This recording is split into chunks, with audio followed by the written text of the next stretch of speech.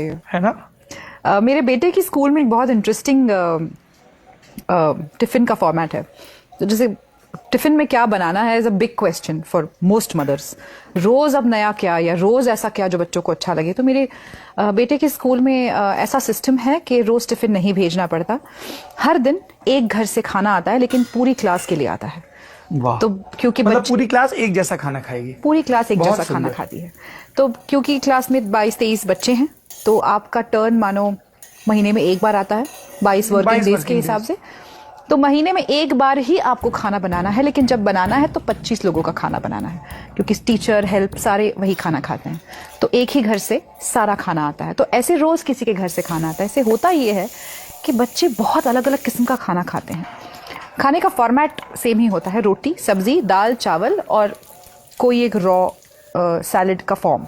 फिर आप रायता भेजो, कचुम्बर भेजो, जो भी आपको भेजना है, ये फॉर्म होता है। अगर गर्मी में खाना भेजा जा रहा है तो उसके साथ आप एक छाछ या ऐसी कोई चीज़ ऐड कर सकते हो।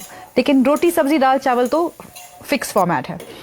पर रोटी सब्जी दाल चावल में ही इतनी वैरायटी है अलग अलग घरों में, क्योंकि कोई मैंगलोर से है, कोई पंजाबी है, कोई कश्मीरी है, कोई गुजराती है, मैं महाराष्ट्रियन हूँ।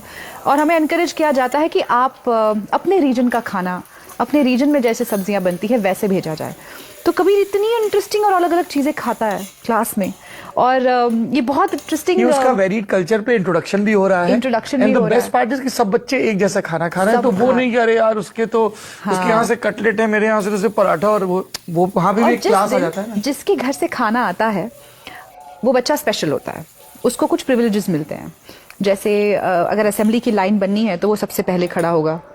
अगर किसी गेम की शुरुआत करनी है तो वो शुरुआत करेगा। अगर क्लास में कुछ पढ़कर सुनाना है तो वो पढ़कर सुनाएगा, तो या सुनाएगी। तो वो बच्चा उस दिन स्पेशल होता है, और वो कोई एक चीज़ सबको परोसता है जो उसके घर से आई है। फिर आप रोटी परोस सकते हैं, चावल, जो भी आपका मन करे। तो आप ये भी सीख रहे हैं सेवा